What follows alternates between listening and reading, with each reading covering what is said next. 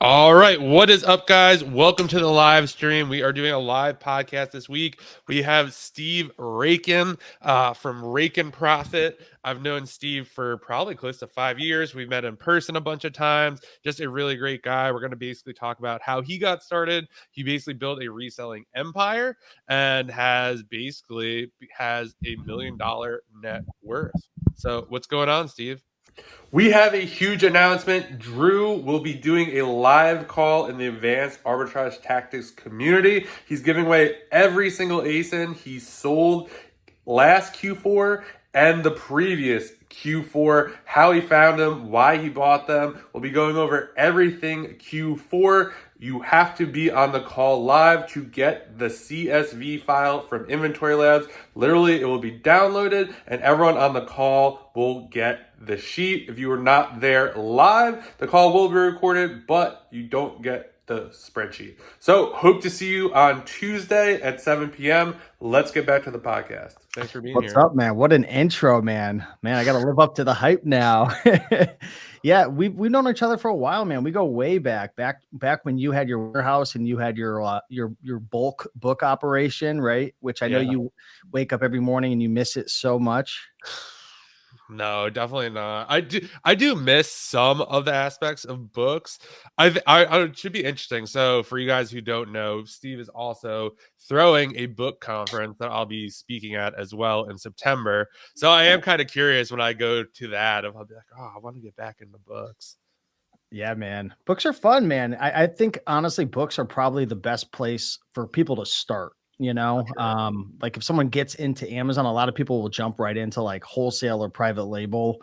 And if you have no business experience, especially or no Amazon experience, that's like a recipe for disaster. If you're brand new, it's a great way to, obviously build and grow. And long term, it's probably like the best way to go, the safest, especially in today's Amazon environment where, they want invoices and all these different things. So, yeah, well, cool. Yeah, so I guess we were talking about before that one reason I like this podcast today it works is John does bring these people on that I do not know anything about. So let's start from like how does your business operation set up like in general? Because I knew like who you were, but I don't know if you're a book guy or an OA guy or whatever. Yeah, so it's evolved a lot. Like I'll take you from back to the beginning, and I'll just do like a quick recap. I started probably like 11 years ago. I was dirt broke, so I'm 37 right now. I started my reselling business, I think around like 20, 25, 26 years old. When I was 21, I got arrested. I was a reseller, but I wasn't selling anything legal back then. Selling marijuana and stuff wasn't, it wasn't legal. Nowadays, like I live in Connecticut, like it's legalized. There's like shops open and stuff, but I wasn't like a big drug dealer or anything, but I'd worked my way up to a pound. Yeah, I mean, that's how I was making money for like a couple of years, just selling weed and stuff. And I ended up getting arrested at 21 years old. Got locked up, was on probation for like 4 years. And, yeah, my life changed very quickly. I realized that's not the life for me and let down a lot of friends and family and cost my family a lot of money just having to deal with all that type of stuff. But, yeah, after that, man, I went to school, went to college. I was going to be an X-ray technician and got approved into the program, was ready to get started. And then I'm like, what the heck am I doing? Like I've always been kind of like an entrepreneur at heart, whether it was baseball cards, Pokemon cards, reselling that green stuff, which I'm not saying it. No, if you're a kid listening, do not do that. Right. But yeah, a couple years later, I was like, how do I make money? And I started flipping bicycles on Craigslist. So I was following this guy, which John knows, Chris, the Bonafide Hustler. Yeah.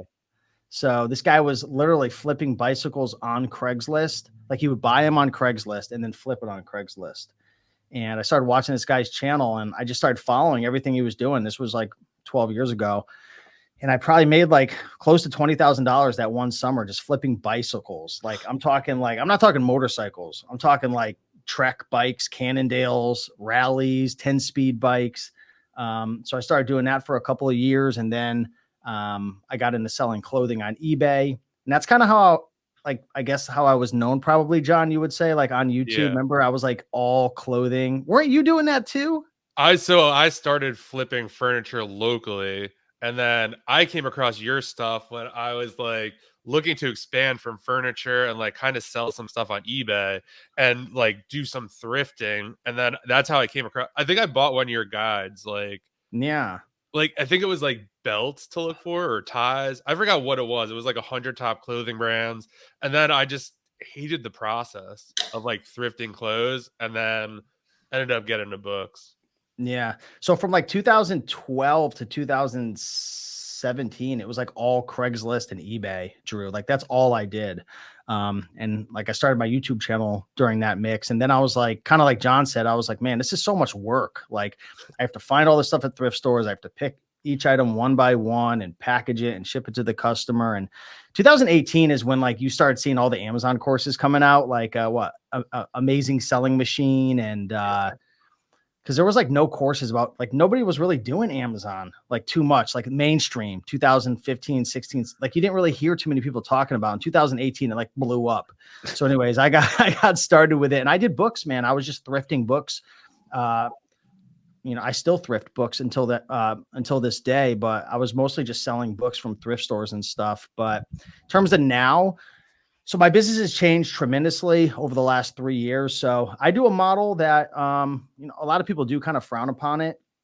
And there's risks involved with it, but I do eBay to Amazon. So I buy all my stuff off of eBay and we could get into it like pros and cons, good and bad. But in the last 3 years, so in the last year alone, I've done over $700,000 in sales with about a 25% profit margin at the end of the day, like actually like profit. Because the margins are a lot higher with eBay to Amazon versus like wholesale and different things because the risk is higher and whatever. We'll get more into it, but that's what I do, man. I have a team of virtual assistants who source all the products for me using different softwares on eBay. We send everything to a prep center, all the items from eBay, and prep center handles it, ships it off to FBA, and then rinse and repeat. So that's been my model for the last 3 years. So it's a form of online arbitrage, but it's a little different than what a lot of people do. Yeah, we just had Checkmate Flips on, and so you already know, man. Yeah, perfect. And we just got a masterclass on this, and we did a 2-hour podcast, so we learned everything there was to learn about it. It's got Miles in the house. What's going on, Amanda? Miles. We got Sadiq. Let's go, guys. We got some heavy hitters in the house. Drop them in the chat. Oh, back to it. I was just waiting for chats. I'll forget we're recording. So why have you stick with the eBay to Amazon type thing instead of like branching out to anything else?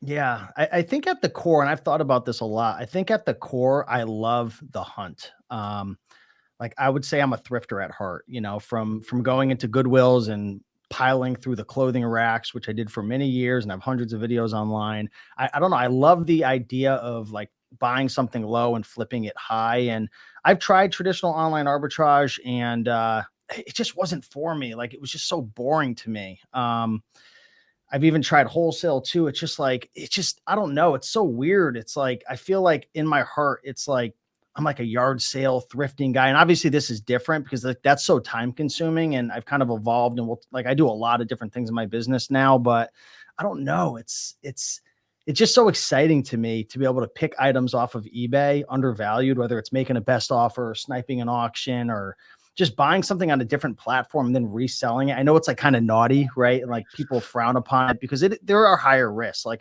let's just be real. If you're buying from thrift store, a garage sale, eBay, anywhere without an invoice, especially in 2024, Amazon is really bringing the whip down. Like they have changed over the last 6 months.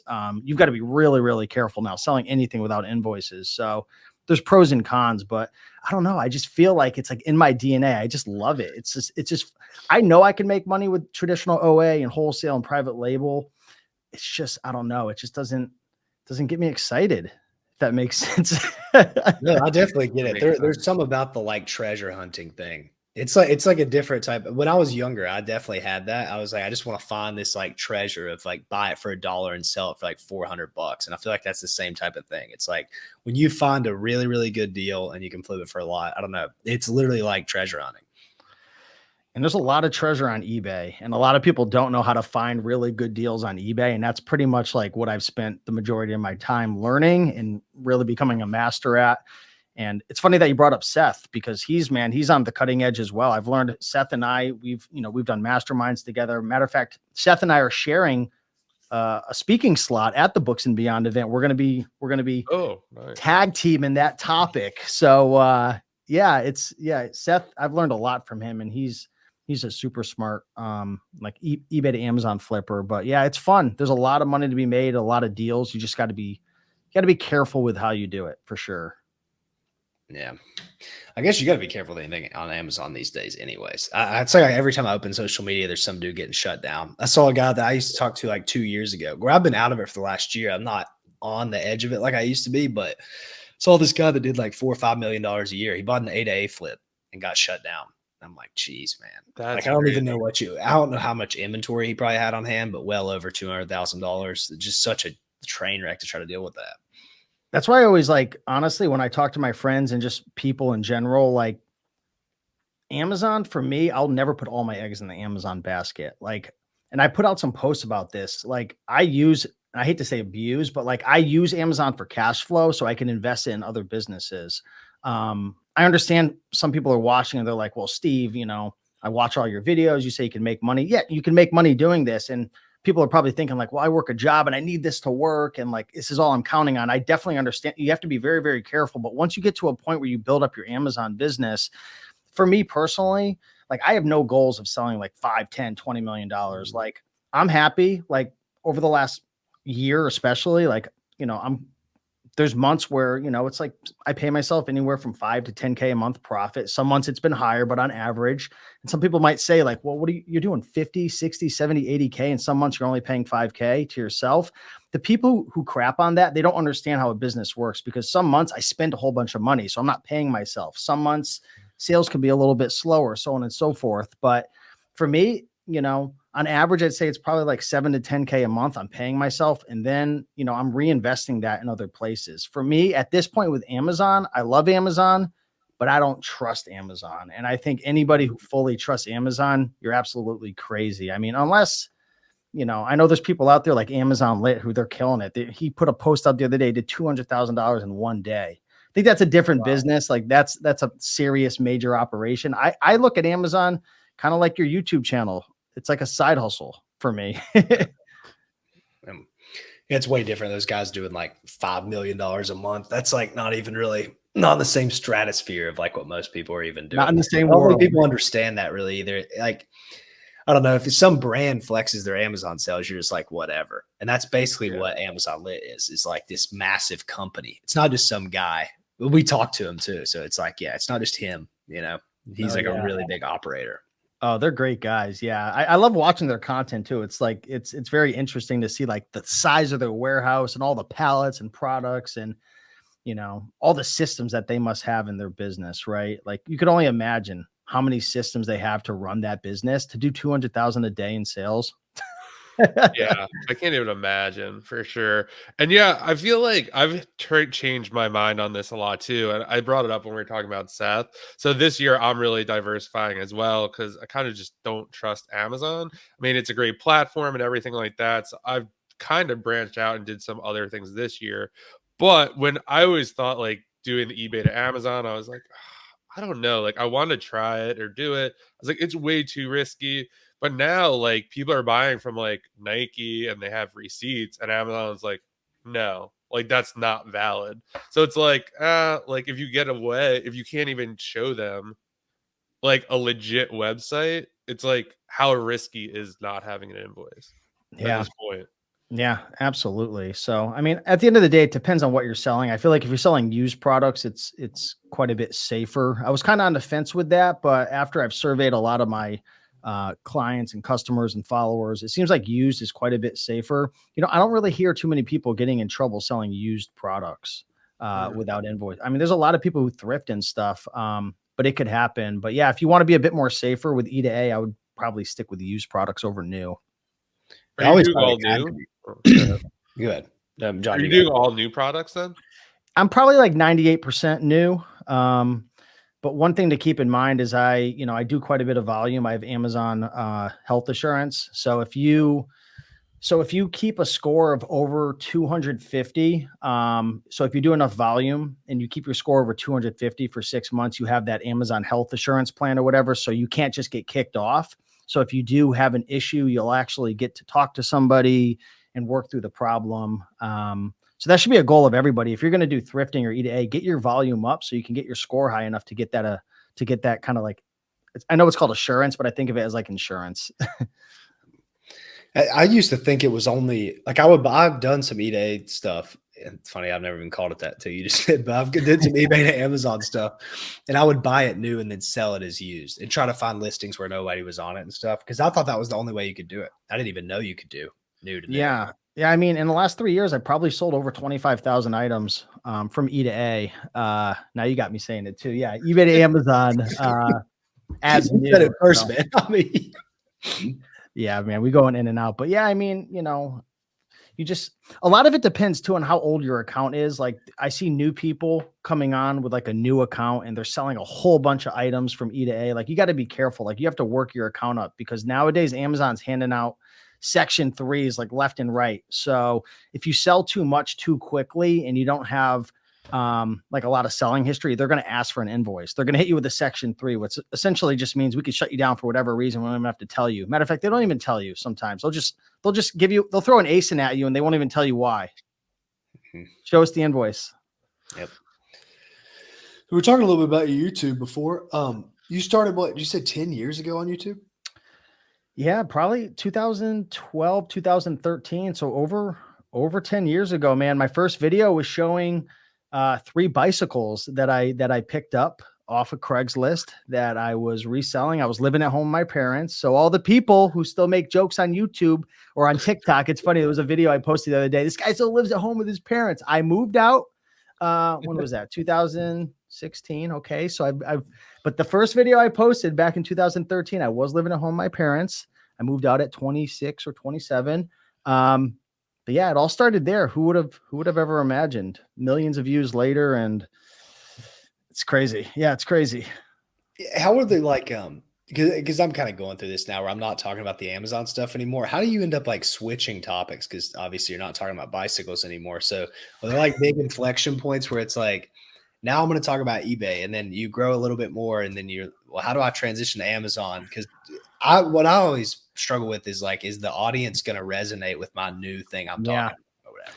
Well, the funny thing is, Drew, I started with bikes, but I was so new back then. I only had a couple hundred followers. So then I switched to eBay because I live in Connecticut. So when winter hit, I couldn't be flipping bikes anymore. No one was riding bikes in the snow. So I switched to eBay, and that was like a natural progression. And I built my channel, Drew, around eBay for like 5 years. And my channel was growing rapidly. I'm at 195,000 followers. I probably got up to like 120 or 130. And then I switched to Amazon because I was sick of selling on eBay. Like my heart wasn't in it for like a year or so. I was like making eBay videos, probably even up until like 2020. I was still making eBay videos, even when I was doing Amazon only, just because I felt like, who's going to want to watch this? It's like if ESPN started, showing like, music or stuff like that, or people want sports. So I switched, but my channel never recovered. So I can't really give you any good advice. Like my channel actually has really dropped off in views, subscriber growth. So like, don't follow my advice. But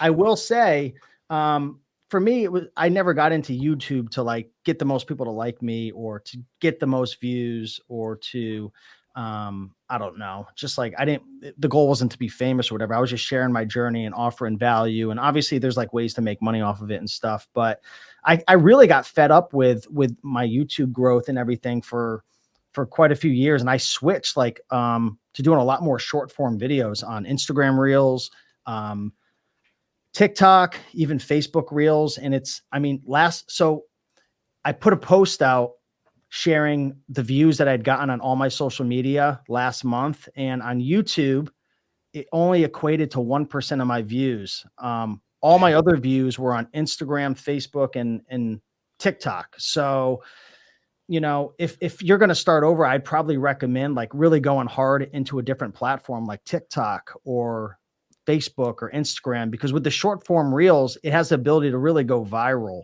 And if something does well, they'll show it to new audiences, where I feel like with YouTube, I don't know. I feel like I'm blacklisted or something on YouTube because I have 195,000 followers, and I feel like I could be a complete Dumbo and still get more than 300 views on a video. So I feel like they've completely blacklisted me. Whereas I could post a video on Instagram and get 50,000 views. Yeah, it's weird. That's such a low percentage, like 300 views on 200,000 subscribers. That doesn't even make any sense. Like, over 2,000 videos on YouTube, and it only crazy. accounts for 1% of my views. That's so weird. Yeah. I wonder if it is just you switching audiences, and it's like, I didn't even know there was a crowd of that many people that watched eBay videos, but I have seen them. It is addicting to watch people flip on eBay and go to garage sales and talk about it. So maybe that's like the big crowd there. Maybe it's bigger than the Amazon space. I don't know.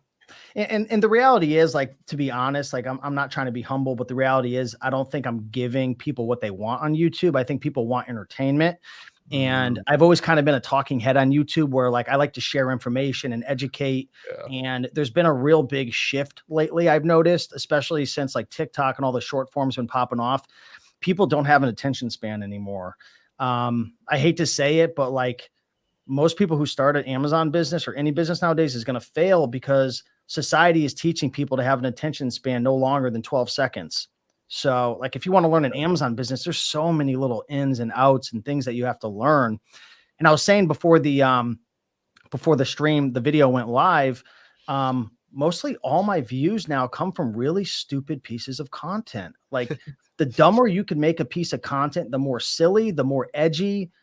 I mean, you don't even have to educate. If you entertain people with a short clip, it goes viral. If you give real, honest value, only 0.0001% of your audience is going to watch that, because most people they want to get rich, or I hate to say rich, but like they want to make money, they want to build a business, but they'd rather be entertained and have fun. Yeah. And it's a tough part of just living in this world nowadays, is like, if you want to be successful, you have to focus and you have to have attention to detail, and you have to shut your phone off, and you have to work hard and be consistent for a long period of time. But now society's training everyone to just be like a little mouse. Like you're just running around for the cheese all over and you just never get anywhere. You have to focus. It's the hardest thing I struggle with all the time still. But if you could focus and spend even 2 hours a day, 100% focus on something, you're going to be a million miles ahead of the next guy or girl. Yep. And it's like, it's getting, the attention span is dropping as the difficulty of everything is going up. It's like the worst, like inverse of things that are happening. So that's when I like stopped Amazon. I'm like, I'm going to go learn this new thing. I bet I can learn it in 3 to 6 months. That's what everybody says, right? 3 to 6 months and you'll be good. What I've learned is it's like far longer than that. If you're going completely new into something and trying to actually focus, and maybe you have to learn multi-layers of things. It's not like I'm just learning one thing. It's like going to take longer. It's like a battle I have to have with myself every day of do not quit, do not get distracted. I hear we have this podcast. I hear all these business models. I'm like, I don't care. I don't care if you're making $5 million a year, man. I cannot do any of this stuff, because if not, you're just going to go down different rabbit holes and never focus on anything. It's horrible. Yeah. And you have to be able to read through the bullshit nowadays too, because every business model looks the sexiest as possible. And I get why people do it. And I even do it on social media too. Like you have to, like, I don't lie, but like you have to position things and make it look cool, because you have to grab someone's attention to be able to help them. But you have to, like, if you're looking to start something, even an Amazon business, like, you have to realize that it's not going to be as pretty and as beautiful and as easy as it sounds. Like anything worth, if you're going to become successful, there's going to be challenges. You're going to have to figure it out. And all because even like with eBay to Amazon, like, I might have a 20-minute conversation with someone at a conference and make it look easy or make it sound awesome.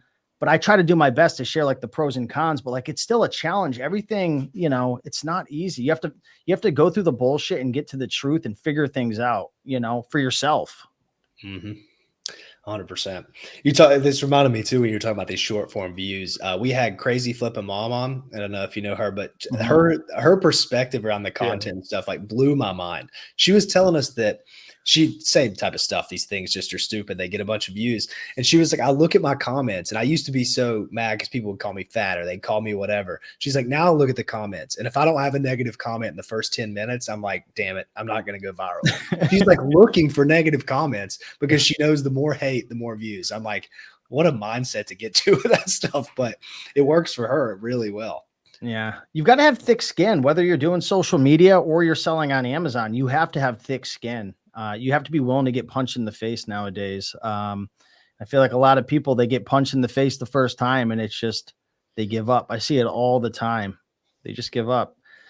You got to keep going. You got to fight through it, and focus. Focus is a big thing. I'm curious, how do you guys focus on your business during the day? Like, do you work off of a to-do list? And I'm sure, we're not all perfect. We have good and bad days, but like, what's your guys' strategy to be able to focus on a project or get something done or solve a problem, in your Amazon business or in your marketing business? John, you go first. For me, I usually try to get to I've been experimenting a lot about this, like going to like a coffee shop and like trying to get out and do like something for like 2 hours, like work on the actual business for 2 hours, usually like the day before. I'm like really into the influencer program now. So the first 2 hours of the day is like kind of dedicated to Amazon. that. Yeah, Amazon influencer program. And then kind of the OA stuff happens. I'll go to the gym, then do OA stuff. But basically for me, what I try to stay off of Instagram and Twitter, like the first 2 hours of the day, 3 hours of the day, because I don't know, sometimes like I'll get on Amazon or Instagram and you just see stuff and it just kind of like triggers you. And like, it's just not a great like way to start the day. It's like you're looking at everyone else's life, like not your own. And it's like, maybe I see like, I'm like, oh, I'm gonna do this task, and then like I see Steve posted a video. I'm like, oh, what is Steve doing? And then like I go down this rabbit hole and like he's at the thrift store scanning books. No. Yeah, and then I'm just like, oh man, like how?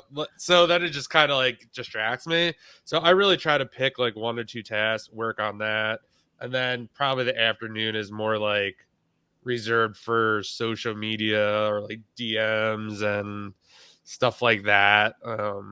And then like the podcast will do, but yeah, it's kind of all over the place. It's always changing, but I don't know. I don't really have the best answer, I guess.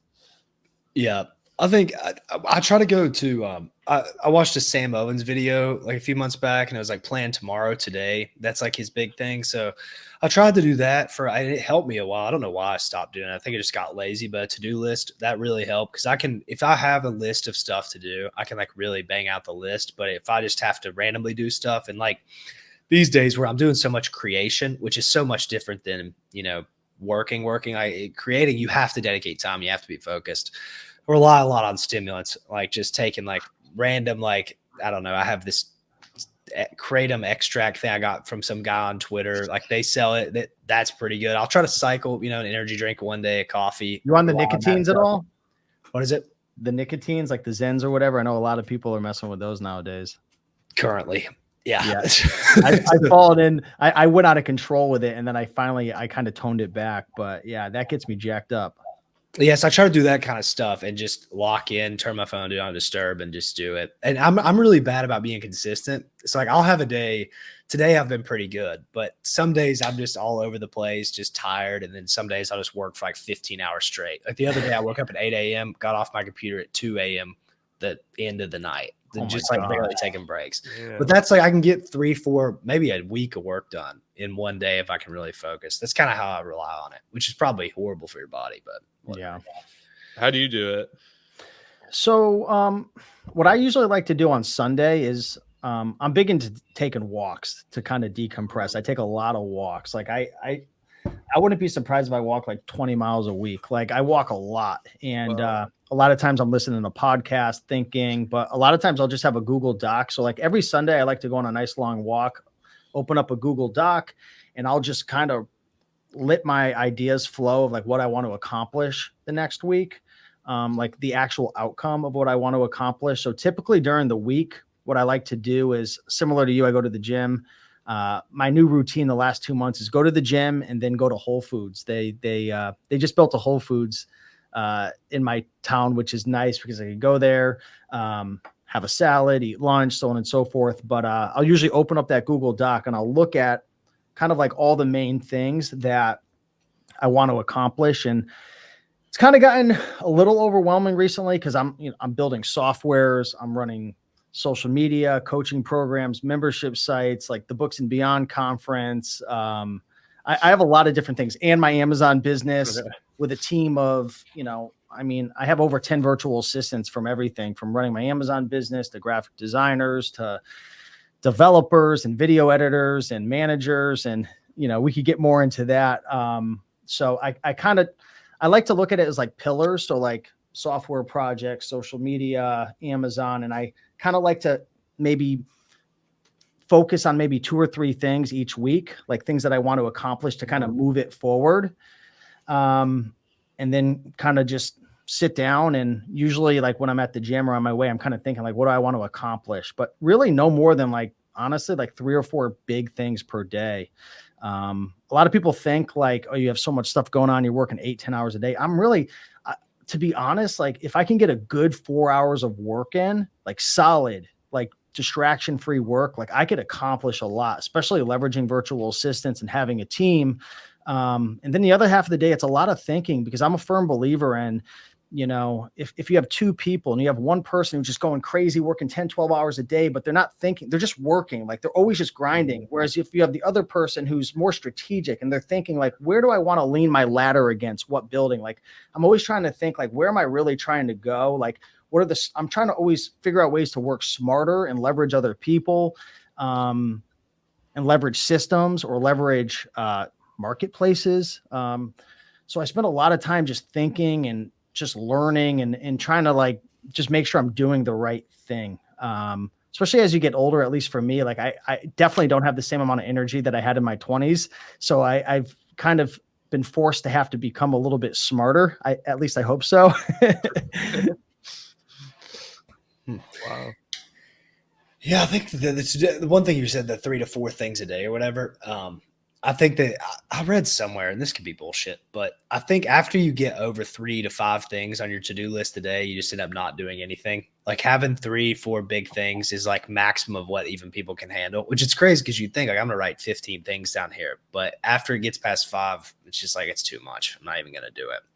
Yeah. And you could do 15 things, but you're just doing 15 silly little things that aren't going to move the ball forward. Like, whereas if you have 3 to 4 really impactful things, you can't just like fly through an impactful thing. Like you have to think about it. You have to strategize it. Like you have to do it well. It's not quantity over quality. It's quality over quantity. And you want to do a good job and execute on it. So, I mean, yeah. Good book that I recommend. It's called The Perfect Day Formula by a guy named Craig Ballantyne. He wrote a book. It's an easy read. You could probably read it in an hour or 2. I've adopted a lot of his philosophy and principles in terms of how to plan my day and whatnot. But that's a great book. There was another book that I read recently that was really good. I'll have to turn my phone back on. I'll share it in a few minutes. But the premise of the book is essentially it's not about how many things you do, but it's what you do, the quality of what you do. Like you can do 50 different things that make you $10 each, but what if you do one really great thing that over the next year makes you $1 million, or you build a system that, can earn you income for years, so it's just, I don't know. Like when I was new to reselling and stuff, it was all about just being like a maniac and just doing as much as possible. But the older I get, I'm trying to become more and more strategic about what I do. And it's some days I only work an hour, but guess what? I spent an hour doing something that's really going to move the ball forward. And I don't know if you guys think like that at all. I mean, I'm not saying it's the right way. It's just kind of how I've been evolving, I guess, for the good, for the better or worse. I agree. I think that's a good strategy for sure. I get caught too much, which I'm 25, so maybe it's just my young, dumb brain. Oh. I get caught up too much in like just doing kind of monotonous stuff that I'm like, this definitely isn't moving the needle. I could outsource this or whatever. And I'm just doing it for the sake of not being patient or whatever. So yeah, this is the book. Sorry to cut you off. very good. By Dan Sullivan. 10X is easier than 2X. Huh. Really good book. Yeah, it's pretty much, it's like people are trying to do a million different things to 10X, but the reality is like if you just do a couple things really, really amazing, you could 10X your business. I mean, that's the whole premise. You don't even have to read the book. Do you read a lot? Quite a bit. I listen to a lot of audiobooks. So I'm not going to lie. There's some weeks where I'm banging out like 2 or 3. And then there's like sometimes where 2 months go by and I'm like, okay, I've been listening to music for 3 months. That was a waste of time. Yeah. Yeah, I've been trying to get into it. I've got these like where I'm trying to learn copywriting and that type of stuff. I got these books that Gary Halbert, which is like really famous copywriter, recommends.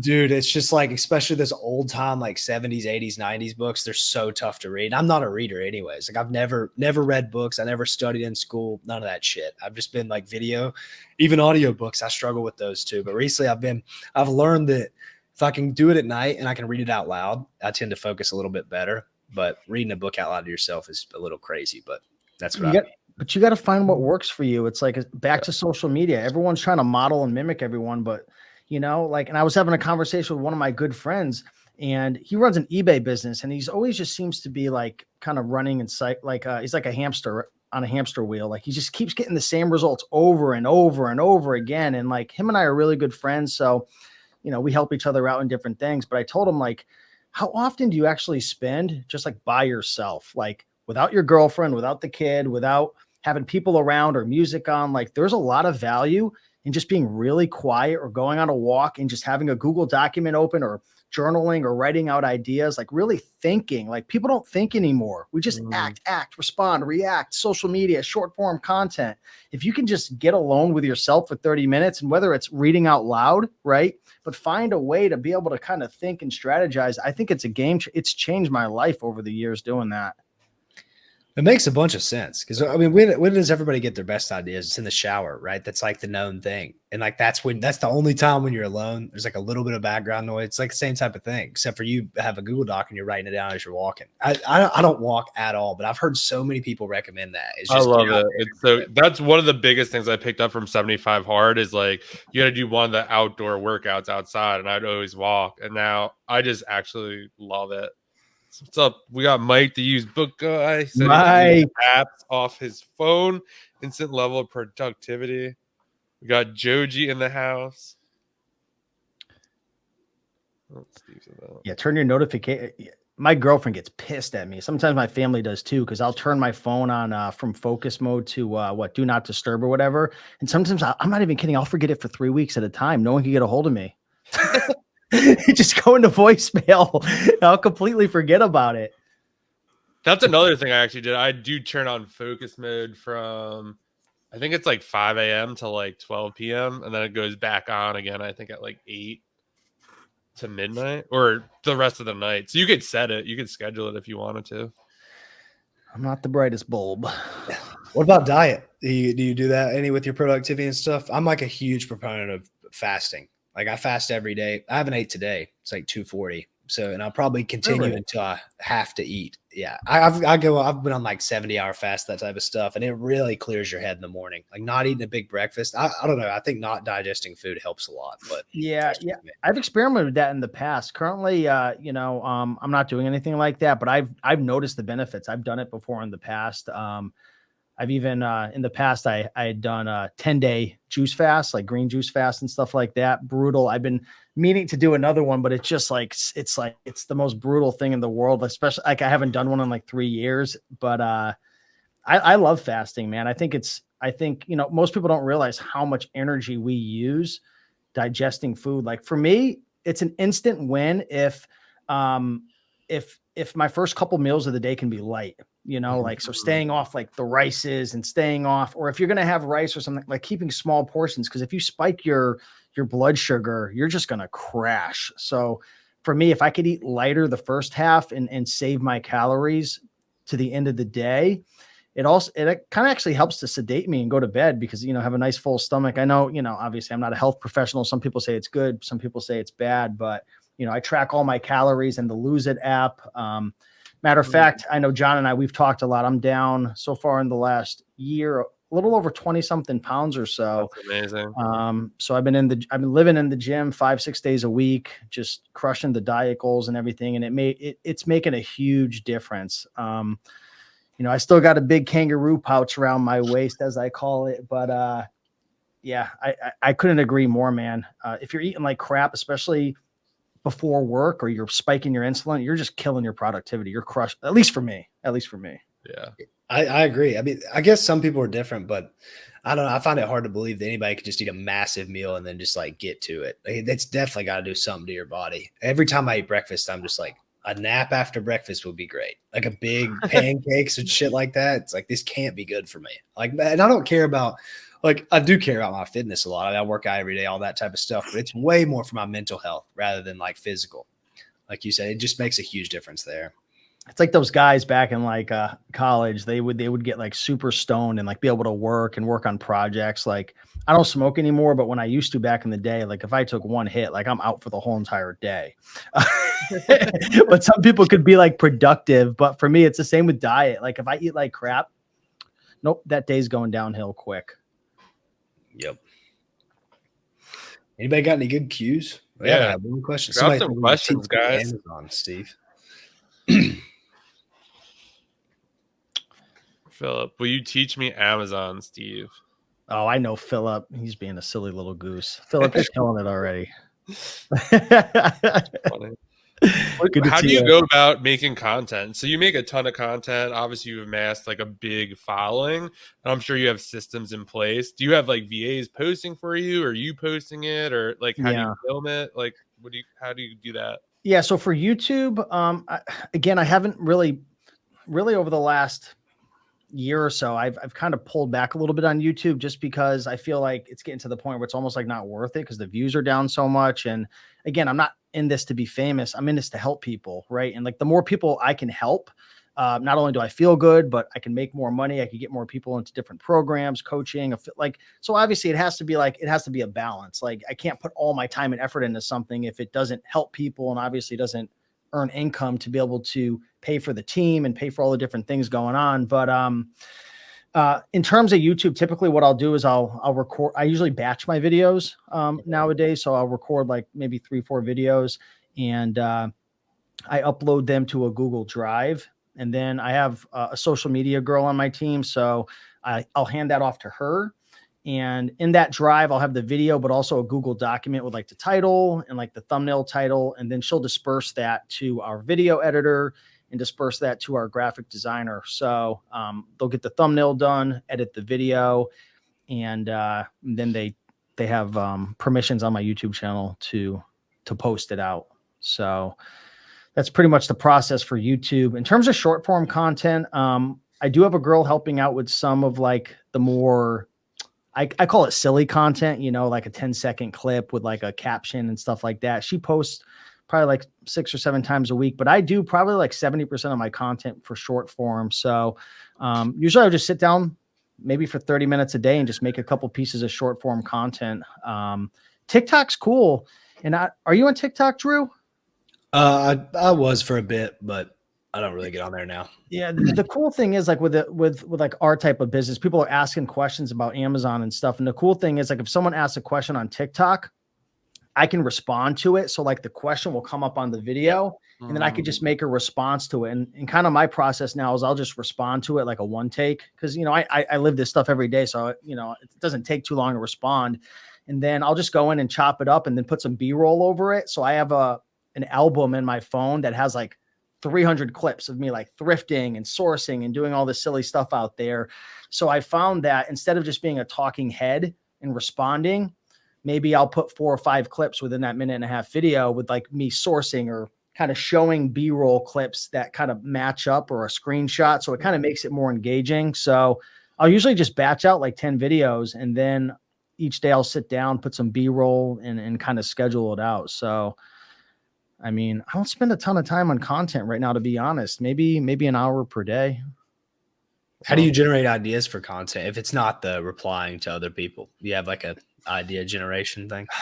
Honestly, right now it's going through the comments and looking at the questions and stuff for the most part. I also have a Facebook group as well. And, I've got over 1,000 students in one of my Amazon programs. So every day I'm having people hit me up and I'm answering questions or, a lot of my students who, paid me to come into my programs and stuff. We've now become friends to where, they're calling me and we're on the phone and we're talking and, just like John and I mean, we obviously were just friends. I don't think, I wouldn't call you a student. Maybe I was a student to you, but, there's, once you get into the Amazon ecosystem and you build a good network, there's just so many ideas, but honestly, like I don't put a ton of time into the content right now, just about an hour per day. And once you get a bunch of people commenting and stuff, that's the thing with Amazon. There's a million things, a million questions people have. So it never ends and they're always changing.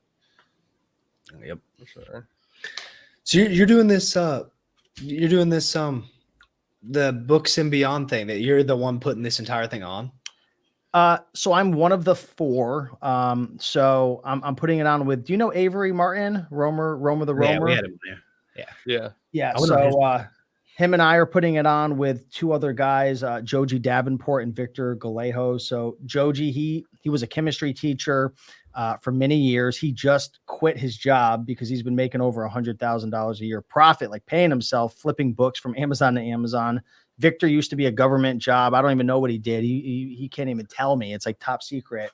But he does over 6 figures, and he quit his government job to sell on Amazon. So we've all teamed up together to kind of put on this event. So far, I think we have over 120 people with speakers and attendees so far who've already, gotten their ticket and whatnot. So yeah, it's a 2-day event, September 13th to the 15th. It's called Books and Beyond. Beyond is because it's more than just books. We're talking everything from books to media to board games, video games, Amazon to Amazon flipping, eBay to Amazon. We've got some online arbitrage people coming. Yes, sir. Yes, sir. I'll drop a link so everyone can go check it out too. Yeah. There actually might already be a link in the description, I think. I'll double check either way. But it's in Vegas, right? Man, right on Fremont Street. Have you been out there, Drew? I have, man, but it's been so long, and I'm so bad with like landmarks and directions and stuff that I have no clue, but I'm sure I've been like near there. Yeah, it's so Fremont Street. It's not the main part of Vegas. So like if you think of the main part of Vegas, you think of like Caesars and like like the Bellagio with the water fountain, and this is like 15 minutes away. But they have it's like the zip lining and stuff. It's like this big tunnel that goes down, and there's like casinos and everything. You had to been there, John, right? Haven't you? It sounds familiar. But I haven't been to Vegas in a while. I actually almost went to hang out with Jameson for ASD, but then I changed my plans. But because I was like, I'll be there like 4 weeks later for the conference. Yeah, it's a good time, man. It's fun. Yeah, Drew would get in trouble. I don't know. Drew can't. He's gonna have too much fun over there. Yeah, that's what happened. Based like that. I mean, last time we went there was during COVID, so it was just like kind of lame. Like I was like, this is gonna be so fun, and then it just wasn't because everybody had the masks on and every place was weird. But yeah, I haven't been back since then. I don't think. Is it Fremont Street? Is that old Vegas? Is that what they call that? Oh, yeah. I have been there, but that's both times I've never been there. Yeah, it's old Vegas. That's awesome. That's my favorite place to go. Yeah, but I mean, we got like over 20 speakers. We have a lot of speakers, that are going to be speaking. Caleb Roth, he I don't know if you know Caleb Roth. He used to be the owner of Scout IQ until he sold it. Resells is going to be there. David Chung, he's been 15 years in the game, one of the biggest bulk booksellers. Obviously, John, you know him. We got FBA Dave. You guys might know he's a 7-figure Amazon seller. Dave. Chris Green. I mean, he's like the OG of Amazon. Like what's the Scan Power? Yeah, Scan Power. That was like one of the first apps that came out, like one of the first scanning apps that came out. I don't know if you guys, how long have you been selling on Amazon for? I don't anymore, but I started in 2020 and then I quit in 2023. Okay. When I started, there was no like barcode scanners. Like you would have to download. So you would have to get an app and download the database to your phone. And you couldn't even use your phone. We were using what was called a Dell Axum 51. Do you ever remember those handheld pocket PDAs? So you would have to buy one of those and you'd have to get this little laser scanner to put on top of it. And you'd have to download the database onto this PDA and go into thrift stores. I'm like, that was back in the Chris Green days. So there was no like live scanning. That's crazy. Yeah, that was what, 2014, 2015. It's crazy how much things have changed. But yeah, Chris Green's going to be speaking. He's one of the OGs. We have a couple prep center owners that are going to be there. Frank Browning from Little Owl Prep. He's going to be there. Also, Virginia Center Prep is going to be there as well. Vishal Muti. I don't know if you guys know him. that guy does millions of dollars, I think, per month, right? Yeah, I think so. Yeah. So there's some heavy hitters there. It's gonna be a great networking opportunity, and I'm excited for the people and also for Vegas. Yeah, same. That's awesome. The used book guy. Are you still investing time into the influencer program? So funny enough, Mike and I, we talked a little bit behind the scenes when he first started influencer. I haven't posted, and we're in July. No, we're in August. I haven't posted a single video. I haven't posted a single video in 2024 for influencer. In 2023, I went crazy and I posted like 600 videos. But guess what? I'm still making close to about $500 a month with the influencer program. Damn. It was up to 1,000, but it's slowly been kind of dropping off. But I went nuts, posted a whole bunch of videos. I think I was telling you about it, John, last time we were talking, but I just got busy with different projects this year. And the thing with influencer, I think it's a great opportunity to make money. But for me, I'm at the point now where I don't just look at making short-term money. Like I'm trying to build bigger projects. And the thing with influencer that I noticed is a lot of the videos would make you some money up front and then they would just like die off. And I've kind of just moved on. Like in this, I'm not saying like what people should do, but for me, like I don't want to invest my time in things that are going to make money now, but then not have like a long life span of making money. And that's what I noticed with the influencer program. A lot of the videos would make money and then they would just slowly die. And then you'd have to make another video. So, I mean, I could probably go balls to the wall and go crazy and get this thing up to $3 to $4 grand, but then it's just going to slowly die. And I'm going to have to keep putting more and more time to keep it going. So that's why I kind of decided to chill out on it a little bit. But if you need quick cash and you want to put in time to make money, it's a great opportunity. I don't know long-term how successful it's going to be, but maybe your goal is not long-term for anyone watching. If you just want to make money, I think it's a great way to make money now. I guess that was Victor's basic question. Do you think it's worth it? I think it is worth it. But I also like, I want to put some context to it. I was kind of like, I wasn't making the best videos. You know, I was just kind of quickly reviewing. So I think if you make really, really good videos and put a lot of time and effort into making fantastic videos, good quality editing, good thumbnails, like really hitting on all the points, it would probably have a longer lifespan than what I did. But there's one thing I don't have right now, and it's just time to put into like all different types of projects. So yeah, if you have the time, go for it. Yeah, I've watched so many people talk about it. John's been doing it for a long time. We had some guys on. Like from my perspective of this is, if you have time and you don't have money, this is like one of the best things you could possibly do. But if you have no time and you have money, it's hard to make it work like that. Very much so. Like if you have time, you can just make unlimited videos and then you just make kind of passive income to an extent. I know people don't love that term, but that is what it is. 100%. Dude, my mom, so you probably don't know this about me, but I helped my mom to sell on Amazon. She got started over 10 years ago. She's been selling books on Amazon. She does about 3,000 to 5,000 a month. So she's not getting rich, right? And that's sales. So drives people crazy on TikTok. Every single comment. How much is your profit? How much is your profit? Sorry, I'm not going to break down every single freaking video on my sales, what my profit is. Watch my YouTube videos and I share my profit. But she does around 3,000 to 5,000 a month, sometimes less. You know, she's 69 years old. So over the last 2 years, we've had some people that are competing with my mom at the thrift store. Younger people, they're there all day long. They'll sit there at the thrift store, John. I'm not even kidding. They'll come in at 10 and they'll be there till 8 o'clock at night. They don't leave. I call them the scavengers all day long. They're just sitting there all day long. My mom can't compete with them anymore. She's 69 years old. She's got a bum knee. So a little over a year and a half ago, I got her into the influencer program. And she's I don't know how many videos she's up to now. It's over 500, but she's doing anywhere from $400 to $600 a month with the influencer program. And she's retired, so she's on Social Security, but it helps her a lot.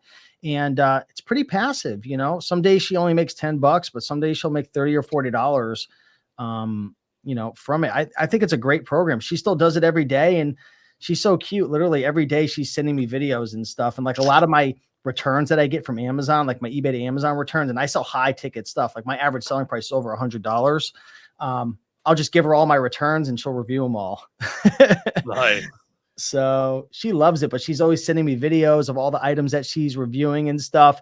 And I sell some really silly stuff. Like I'll sell items. I don't even know what they are, like these crazy tools and automotive stuff. And like, she'll go onto the sales page, research it. And like, she's making a video about some like some crazy tool. And I'm like, there's a mechanic watching this, and you got this 69-year-old woman saying, "Hey, today I want to review this Milwaukee 502." It's so cute, but it works. She's making money. You know what I find funny about that is like stuff like that, or like people using AI and all this, and then the influencer program that you got TikTok shop, and then you'll have Instagram come out with something soon, I'm sure.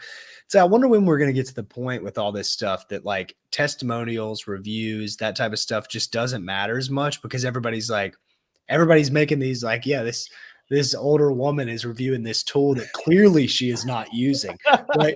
Or paying somebody off Fiverr. I wonder if we're ever going to get to the point of like, what is real? Like because people do that on Amazon too, you know, private label companies pay people to write all these reviews. It's almost like what is the testimonial? What is the proof if you don't even know if it's real or not? Yeah. And you just heard, I think TikTok and Amazon are teaming up now. So now you're going to be able to promote Amazon products through TikTok. Dude, I don't know if you guys know this, but back in 2015, 2016, I had built, it was probably around 2016, 2017. I had built up an Amazon business to over almost 10,000 a month paying myself. And I was writing Kindle publishing book. I was publishing Kindle books, and I would have ghostwriters write it and everything. And back then you could pay people to do reviews and all this stuff. And then Amazon started cracking down on it like crazy back in like 2015, 16. I think the government, like everyone was coming after them.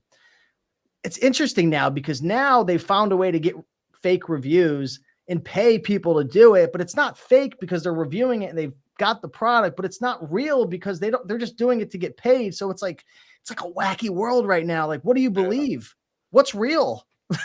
Exactly, man. I mean, I would think like there's got to be some kind of government interference with that stuff, because we're going to get to a point eventually where it's not even real people. You're just going to generate an avatar of yourself, and the avatar of you is going to review the thing. So yeah, it is weird, like long-term outlook on that stuff. And then how do you even know what to buy? I guess you got to really explain what the thing does well. Like the company really has to explain, like, this is what it does. Like, you just have to believe us. Trust me. We know there's 700 people reviewing this, but it's got to be an issue. Like in the next few years, we're going to have to see something like that, I'm sure. Yeah. Yeah. And you ever notice now when you're scrolling on TikTok, it's like everyone's just pushing everything. They're peddling every single product. Yeah. And you know what they're doing now too? It's crazy. I got hooked into this the other day. It was people are scaring you about like, what if the grid goes down and there's an apocalypse? And I'm like, holy crap, what happens? And then like at the end of the clip, it's like, you need to buy the survival guide. And then you see it's a TikTok shop. Like they just tricked me to get me to buy their book. That's so true. Not great. But I guess people have been doing that for years. I don't know. I think now where it's more like democratized, like you have so many people doing it, maybe that's when it would get, you know, but you've always had people running ads. I watch stuff on Rumble a lot, you know, Rumble, the platform. Yeah. I never got into it though. Yeah. It's more like these like hyper conservative influencers, but I just watched some guys there that just got banned on YouTube back in the COVID days. And it's so funny, man. I pull it up and the ads that they run on there are hilarious. Like, it's talking about Fresh and Fit. Yeah, I do watch them sometimes. Yeah, Fresh and Fit, Sneeko, those type of guys. I know people hate on those dudes, but I fuck with that stuff, so I don't really care. But I watch the ads on them, dude, are hilarious. Like these guys, like I saw one today, and this guy said, "There's been this digital dollar that's been inserted into everyone's bank account. You have to clear this out, like buy this program." I'm like, dude, there's no way people believe that. Oh my gosh, it's crazy though. I follow a YouTube channel, a couple of them. You should look it up. There's YouTube channels with millions of views, and they pretend to be like an old lady or an old man, and like they'll click on certain things on the website, and you have people like in India and different countries trying to scam them. The things that people do, you know, that's like a multi-billion-dollar business. Like, say for example, you get like an Alexa item in the mail. Well, say someone's like 75 and they don't really understand it. They'll click in Google like how to set it up. People will pay ads, and like because India is like known for this, like all the scams on this channel are from India, and they'll pay ads to create like a fake website. And when you click on it, you think you're talking to like, I don't know, Best Buy or Amazon, but it's not. It's someone in India. And then they trick you to install something on your computer, and they somehow wire money off like this YouTube channel. They pretend, and it's crazy, man. You have to, it's so entertaining. Like when I'm stretching at night, because It's a new thing I'm doing. I'm doing like 30 minutes of stretching at night. I'll put it on and it's pretty entertaining, but yeah, people are gullible. Yeah, it's awesome. They download TeamViewer. That just happened to my girlfriend. Yes. She's like, my computer just got hacked. And I was like, how'd it get hacked? And she was like, well, they called me and they told me this. And I was like, no. And luckily I was like, luckily you're broke enough and stuff that they probably didn't take anything. But that, like, people can fall for that easy. And nowadays, like, where that stuff, the other thing about that social engineering scamming, I don't think people know this. It's not as illegal as literally like if I hack you and take your stuff. So the jail time and the penalties for doing that is not even as high because you're not actually stealing from someone. You're just kind of like getting them to give you stuff. Still stealing, but the law is not gonna be bad. I know people in the US do it too. I watched like an interview the other day of a guy that caught someone. He's like, how'd you even get my stuff? And he was like, yeah, man, we pull this database of everyone with over $40,000 in crypto in whatever wallet. We call them. We try to get them to verify their Gmail, all that stuff. And then we just scam them from all their money. And he was like, I made 300 grand last month doing this. And it was like some 15-year-old kid in California. Because the guy caught onto it mid-call and was like, I'm going to record this, man. You got to tell me about it. And then started doing like a podcast with him, basically. Wow. But he didn't even know originally. That's scary, man. Yeah, you got to be careful, especially on Amazon too. There's always people phishing, like with emails and stuff. Happens with Facebook, all these things. I don't click on anything anymore. Like I will log into my Amazon Seller Central. If I don't see something, I ain't clicking on it. Nope.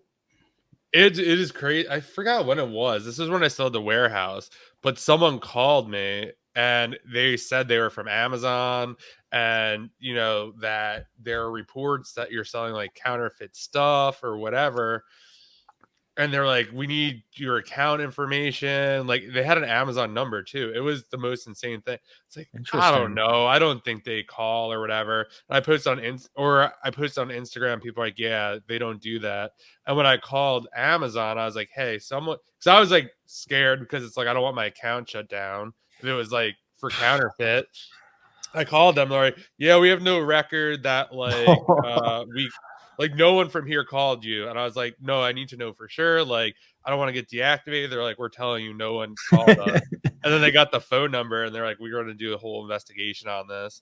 I don't know how they would even know. Maybe they like looked at my storefront or something and like saw a review or like, hey, because I had a product that I did sell. So I don't know how they got the information, but I was like, wow, well, I'm not going to mention any names, but I know a software company. I'm not going to mention the name because I don't know, like, but I know, for example, you can pay to download like a whole entire list of Amazon storefronts, like, and you can just put in filters, like they have this many items, they sell this much, and you could get a whole entire list and download it. So it's so funny you said that. I was about to say that. I'm glad that you didn't say it. I was going to say the name on accident. I know there's a lot of them, and I don't know about that stuff, man. That to me, that's a little bit, I don't know, like messed up that those things exist. And you can see like locations of all that stuff. And it's a little dark to me, but I get the point of it. But I don't know. I don't love those softwares that do that type of thing. And now Amazon requires you to have an address on your storefront. So if you don't have a business and you're using your own personal, like people can scrape all that information and then use it for collecting data. Yeah, I don't love that stuff. I feel like, I mean, I guess you have to verify like somebody, and the best thing to do is get a PO box, obviously, but yeah, it's pretty rough. Yeah. Be careful. Yep. Well, it's been about an hour here. Do you guys want to keep going? How long you got? Whatever, man. I'm chilling. So if you guys want to keep going or if you want to wrap things up, I'm good for whatever you guys have for schedule. We never have a schedule. We never do. We just keep going. You got it. What we should ask this at the beginning. This is what Checkmate said. I got some questions for you guys. Do you have anything to ask us? We want this to be a bit of a discussion, not just an interview anyways. Yeah. Yeah. About that. Yeah. An hour too late, but it's fine. Yeah. What do you think is the number one thing for each of you guys? You could answer it separately. What's the one principle that you're trying to live by this year that maybe you've made a mistake in the past, but like for me, like the principle that I'm kind of living with is like health over everything. Like if I'm healthy mentally and physically, like that's first over everything. So like when I have to make a decision, like, oh my God, I have an opportunity to make money or work on my business, if I haven't taken care of my health first, I'm always like, that's a principle that I'm just living by. I used to be really fit, and then I kind of let go of myself the last couple of years, and I've been back on track this year, and it's really been a game changer. So is there any kind of principles or anything that you're kind of living by? Maybe you're not perfect, but it's been helping you or serving you in your life or business? You go first, John. That's a great question. Yeah, that is a really good question. For me, it's definitely been health. I've definitely been putting health first. Go to make sure I'm going to the gym. I have a trainer. So just trying to. It's just so hard to like fall off track. Like when we were in Miami for the conference, like you go somewhere like totally different. Like you have these habits, and like it's so easy to fall back into just like eating whatever you want, like maybe not working out, like all that kind of stuff. So that's one for me. And then more so is focus. Just kind of like how you were saying before, it's like you could only do so much. Like I'm juggling like so many things. So I really need to focus on a couple things and not like 10 things, and Yep. also work on like outsourcing more and getting help, because there's just not enough hours in the day to do everything I need to do. Do you have VAs? I don't know. No VAs. No. Oh man, So gotta that's get you a definitely VA, something I baby. need. I used to have one for YouTube and shorts and all that kind of stuff, but it's like almost, I don't know if it made the process harder. I think for me, it was just like, oh, it was so much extra work, but then we never really got in a groove. So I don't think that's fair to say, Yeah. but I think like setting up this system to make it make sense.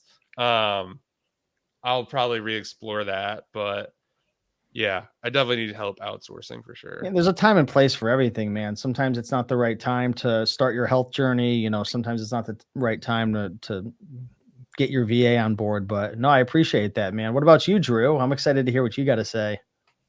Yeah, I was really just sitting here like pondering on it. If there was one thing I could sum up, and I think it's really the reason I stopped the Amazon thing is because I started all this online business where I wanted to make, a lot of money. Like my main goal was to be a millionaire by the time I'm 25. Well, that didn't happen. But now the new goal is like I want to have, $3 to $5 million by the time I'm 30, 32 in that range. So like that's my big goal with stuff. I'm not trying to be some $50 million guy or whatever, but I think anywhere from 3 to 5 is important.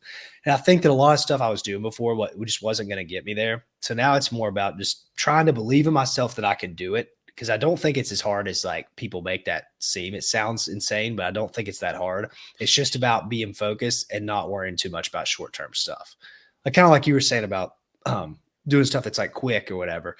Like right now, I'm not making a bunch of money. Like I'm just suffering a month over month. But I know that at the end of the day, when you come out the other side of that, there's like a really big reward for waiting and like learning a lot of stuff. And then all it takes is like a few big things to happen, and you can make $500K, $1 million really, really quick. And then it's like, okay, it didn't happen. It's not like a get rich quick, but Yeah. you do get rich quick because you suffered for so long. And I just have to like keep telling myself, like, dude, believe in yourself, that type of thing. Don't lose your mind because you're not making a bunch of money and you were last year or whatever. So I got a question for both of you guys, kind of touching on that topic. Do you guys do any investing, or do you have any other income streams outside of, obviously I'm not asking for personal numbers or anything, share whatever you want, but do you have any other income streams or investments outside of Amazon? Because for me personally, so I officially hit the $1 million mark. Was it 2023, I believe, or was it this year? I don't know. I have both my goal boards, but I published it on my YouTube channel, and it was a big part of owning real estate and having money in stocks and like just the compound effect long term, obviously mixed with like making good money and stuff and reinvesting it. But I'm kind of curious, like where you guys stand, not in terms of like how much money you have. I'm not going to ask you that, but like, do you have any other investments that you're invested in, or any other income streams? you go first on that one too, John. All these questions he Give asked them all the hard ones. Yeah, No. Drew was yeah. Well, I can answer first if you want to think I'm about just- No, it's fine. For me, I guess, I mean, obviously Amazon is my big one. I'm doing the influencer program, so that's another stream. I run a school community, so that's kind of another stream. Which you're killing it, by the way, dude. Congrats on that. I know I Thank sent you you. a message Thank you. the other day, dude. I saw you putting in that work. Yeah, so that's been a lot of fun. And then I kind of probably would eventually want to get into real estate, but the only other kind of investing that I do, I just max out my Roth IRA Good. every year. And then, yeah, save money, emergency funds, all that kind of stuff. Nice, man. Nice. An influencer too, right? Yeah, influencer. Yeah. Right now, I don't really have any steady stream of income. I sell off my Amazon stuff. Like, although I haven't been selling, I did like 10K this month on like accident, literally completely accident. I just dropped my prices. And so that's like my stream of income. I talked to my accountant the other day and he told me how much money I'd made this year. And I was like, dude, something's wrong. And he was like, no, I swear. And I'm like, I guess the combination of I threw a big seminar myself back in April and that did really well. And then Yeah. I guess I've made enough money off Amazon, random stuff like that. So I'm up a lot this year, which is weird because I feel like I haven't made $1, but yeah. But that's where, but right now there's no steady stream of income or whatever. But I just got into investing more recently, like super recently, having the talk with my accountant. I don't know if I was just very misinformed or what, but I had all this money in my bank account. And I was so afraid that when I moved the money, business bank account, that I would have to pay taxes on it or whatever. I don't know why I had this thought in my head. Yeah. Super dumb. And he's like, dude, you've already paid tax on that money. It's your money. Just take it out, throw it into something. I'm like, I'm an idiot, man. You're right. Like I made all this money last year. I've already paid the taxes on it. So I've started investing now. I'm probably like 80% or so stocks. I use the autopilot app. Have you ever seen that thing? No. So you can track like Congress people. Like I have like 25% Nancy Pelosi, 25% in just Chat GPT that picks, and then 25% in Citadel, that type of thing. It just follows their account like every month and it trades for you. So you pay $30 a month, it pays for you. And that's outperformed my actual stock portfolio, which is like where the other, I'm like half and half in each one of those. Outperformed it, just like the AI bot or whatever. So that's kind of what I'm just throw $2,500 a month into that or so. And then crypto. I was up like 20 grand in a month and now I'm back down to literally break even. So, but that's crypto. It's just part of it.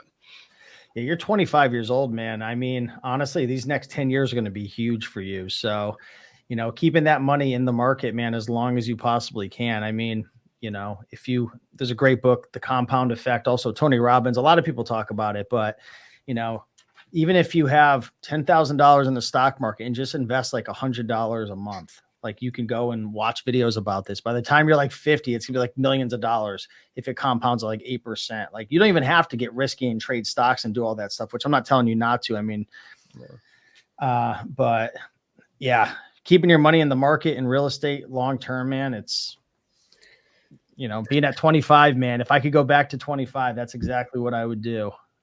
Yeah, like I guess I don't have a big like spending, I don't spend a ton of money per month. So I have a lot to invest there. I did some calculation. It's the first time I've ever done it, is what you were just talking about, like doing the math on it or whatever. And like what I currently have in the market now. And if I keep investing at what I'm currently investing at, which I'll up it like a lot because I just have a bunch of cash sitting around too. I'll have like well over 1.5 mil by the time I'm like 33. If I do nothing, but just like keep making the amount of money I need to. So that's not the goal at all, but still, I guess it's nice to be in that position. I know all my friends around me, man. I've got a combined net worth bigger than everybody I know combined because, like, my age, it's crazy. Yeah, and you know why most people don't become a millionaire or never become wealthy? It's because most people, the more money they make, the more money they spend, and they don't focus. This is straight Robert Kiyosaki, Rich Dad, Poor Dad. And I see this with all my friends too. Obviously I'm in a different stage of life than you. I'm 10, 12 years older than you, but the older folks they make more money, but then they just build more liabilities. They don't have any assets. They don't, they'll buy stocks, but they won't invest it in like the S&P 500, which is obviously less. They'll try to get lucky. Like they're trying to get rich, and a certain percentage of people do, but that's like 1% to 2% of the people who do, which obviously, I mean, you were a 1% to 2% Amazon seller. You were a great Amazon seller. So I'm not saying you can't do that. And this isn't even about you, but I've noticed this with my friends. They're trying to get rich quick. They don't put their money. They don't make small little decisions. Like they overspend on everything. They buy a house that's too much. They can't afford. They buy a brand new $60,000 car when they can't afford it. They go into credit card debt. The credit card debt eats them away. That's what I've seen. Yeah, man, that's been, I didn't really know like what you're talking about right there. That's something I've learned in the last few months, I think more than I knew in the last few years. I just thought that people had money. And then when I stopped the Amazon stuff, I just started asking people how much money they had. Cause I'm like, I don't know if I'm fucked or not. Like, do I have a lot of money or whatever? And then I learned that no one has any money. Like from people that are 20 years old to up to 45 years old. I'm like, you guys are all like sub 10K net worth. Like, what's going on here? In the mouth, 95% of the population. Yeah, that blew my mind. Like, I could not believe that many people, and it is, you're right. It's like every time they get a raise, my friend got a raise, and I was like, that could be the worst thing that ever happened to you, man. Cause you didn't just get 10% a year richer. You probably just started spending 15% more and you just went negative 5%. Like, that's what happens. They get a raise. They think it's way more than it is. And then you start spending more money. You get another car, you get whatever. It's like, now you're broker than you were before. And it's hard because a lot of us are all suffering, mental health disorders are way up, most people are out of shape and unhealthy, like I'm trying to fix that in myself as well. Like we're all craving, to feel better. Right. And, what's the easiest way to feel better in the short term? Buy a new car, buy a new house, go on a trip, spend money. But what happens? Like I remember 2018 was like one of my first years. I made a lot of money and I went out and bought like a Corvette. And make sure my girlfriend's not listening next door, but I'll tell you right now, that Corvette, man, it drew a lot of attention. You could take that for what it's worth. But after a while, getting the girls and having the attention and, I just felt empty. And I'm like, I just have this really nice car with a high payment. I had like a freaking, here in Connecticut, car taxes is crazy. I got like a $2,000 bill on it for car taxes for the year. I was like, what the heck is this? And I'm like, I didn't even like driving it that much because I was always scared I was going to like crash it or like someone was going to hit it. And I'm just like, this is so stupid. And I sold it for a Toyota Tacoma for like 20 grand. I've had it ever since. And it's like, you could spend all this money, but it's not going to fix your long-term problems. You're just, it fades very quickly. And then you just have a liability. So, Yeah, that's solid advice. Luckily, I've never been a car guy or anything like that. I don't know. I was going to, I think I just got saved, in this situation, like around 2 years ago, around this exact time. I had made a bunch of money. I think I made $35,000 profit or so on Amazon in August. Heck yeah. It was crazy. And I was shopping for new Porsches, I was texting all my car friends and telling them, send me cool cars. I got like $100 grand budget. Literally 2 weeks after doing this, Amazon lost a $20,000 shipment. And I was like, you know what? That probably was the best thing ever because I almost got myself wrapped up into a $1,800 a month liability. That's basically what I was going to spend on it for no reason at all. And I don't even drive, man. I drive less than 8,000 miles a year, maybe even less than that. I barely drive at all, and I almost spent that much money. So, yeah, it's rough.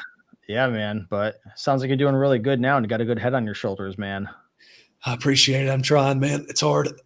What's your thought process for wanting like $3 to $5 million? Because I always, when I hear people's goals, sometimes, and I'm not testing you, I'm just curious. Because I've kind of got a goal in the same range as well. Because I feel like if I had $3 to $5 million net worth, I feel like you can pretty much just like not even touch the principal, live off like 3 or 4% of it, just based off like what the market kicks out. And you could like, if you had $3 to $5 million, I feel like you can easily pay yourself a couple $100,000 a year and just live off that. But what's your thought process for like 3 to 5 million?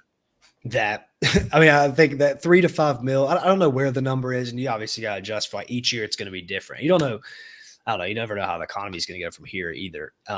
But I think at that point, I've heard it be called escape velocity, where you like can really escape the system. If you don't have a bunch of liabilities, like you were a true net worth with no liabilities is 3 to 5 mil, you've kind of like escaped the system. That's the way I look at it. Cause it's like, you can just live off of like, and it's like, not just enough money to live, like a good amount of money to live and enough money to try to invest in something else and like blow it.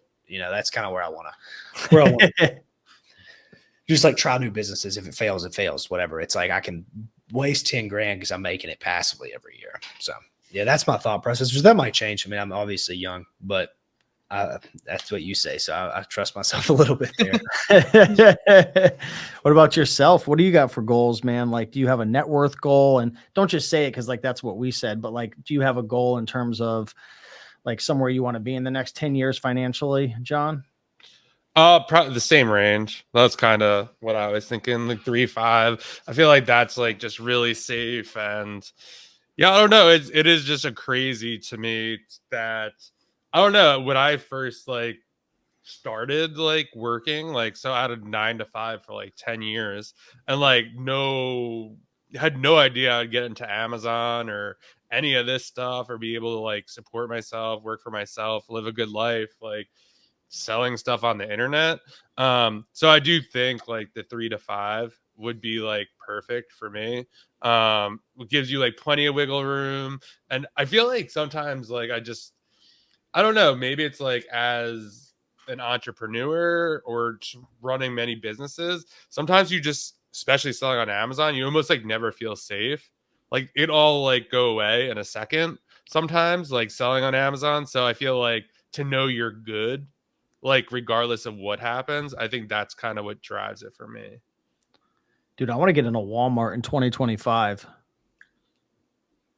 Oh, sell on Walmart? Yeah. I've heard really good things about it. I thought about doing Walmart and then whatever I buy from Walmart, like review for the influencer program.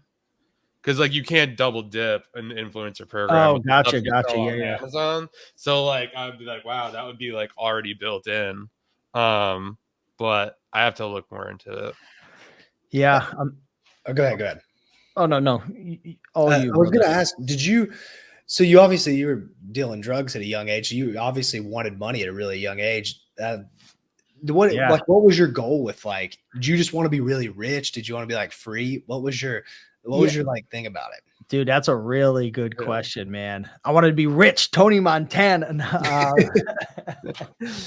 You know, I think a lot of it probably comes back to my childhood. You know, we were middle class, but I was raised in a Jewish family, and my dad is like the definition of, and I could say this because I'm Jewish, like he is super Jewish with his money, right? Like super. And it was like always a problem. Money was always a problem. Like we weren't poor, but like when I wanted something, it was just a pain in the ass to have money. And I think it did something to me at an early age. So like, I just wanted money, not necessarily to buy the nicest things. I've never really been like crazy materialistic or anything, but I think it's freedom, man. I can't say it enough. It's the freedom.